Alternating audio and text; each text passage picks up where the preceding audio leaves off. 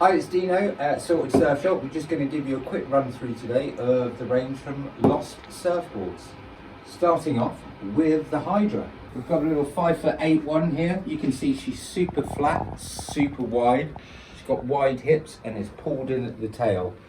Underneath, we've got a single concave, and what sits inside that is a double concave. So you've actually got a triple concave going through this board.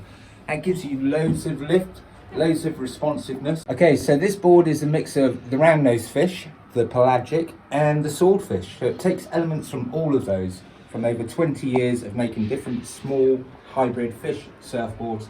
That's what the Hydra is. So it's a little bit of everything all rolled into one really tidy and futuristic looking package. This board will suit very small waves, so it's the ultimate groveler. Get you over the flat spots. So it's good for someone that can already surf and just wants that little fish board that's highly manoeuvrable for those small, weaker waves.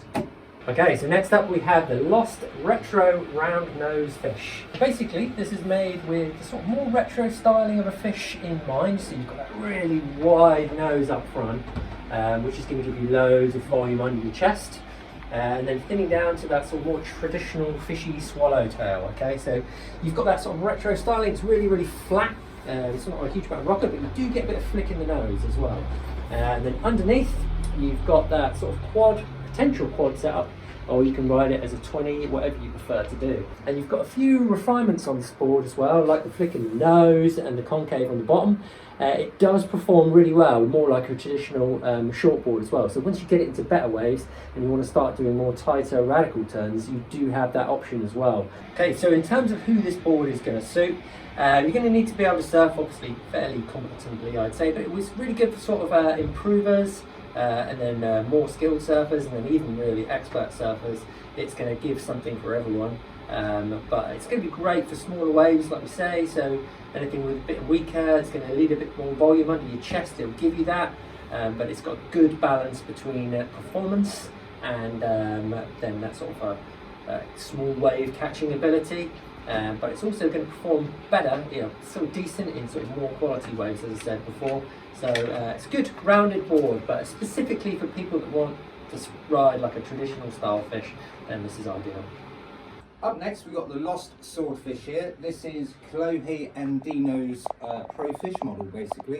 He loved the round-nosed fish, wanted to take it out into some bigger waves, found that it did pearl occasionally, so he just wanted it refined.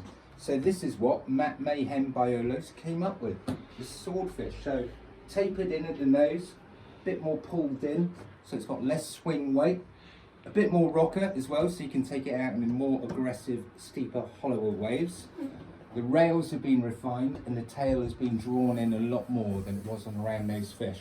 So this is going to give you more of a shortboard feel than what you were getting from the round-nosed fish, and it's going to be more capable of going out in bigger waves as opposed to the round-nosed fish. So this has a higher top end basically for going out into the bigger waves. Suitable for someone that can already surf pretty good, so you want a more aggressive fish, this would be your one. If you're coming off a fish and you're moving on to your first shortboard, again, this could be a very good option for that. So it's the Chloe and Dino Swordfish.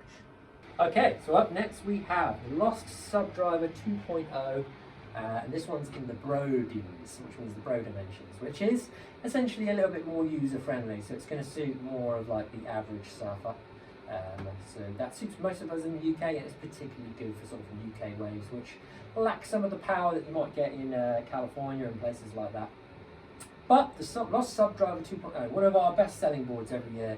It's just a really perfect all-round shortboard for the sort of intermediate to more advanced surfer. The reason being, you've just got a great template, you've got a bit of rocker, nothing too crazy, you've got that flick in the nose and the flick in the tail, so it's going to be really nice and good quality waves, perform really well. You've got that sort of like nice round rail going to a sharp rail on with a carbon patch there, which is going to give you loads of sort of feel and drive off of the tail.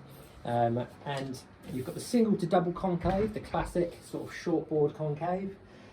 But as we say, you've got the Bro Dim, so it's a bit fuller, you've got a bit more volume under your chest, and a bit more of a fuller template. It's just going to get you into waves that a little bit earlier, and it's going to perform a bit better in the smaller stuff, okay, and for the average sort of surfer. So really this is designed as a good all-round shortboard. It's kind of like your go-to shortboard if you like. I've got one of these and that's exactly what I use it for. When the surf gets too small, especially on the south coast, I'll go to sort of like a small wave board. But anything kind of like chest high upwards, right up to sort of like head and a half high, it performs really, really well. This is my go-to board. I'm kind of like an average surfer, you know, just performing average surfing maneuvers.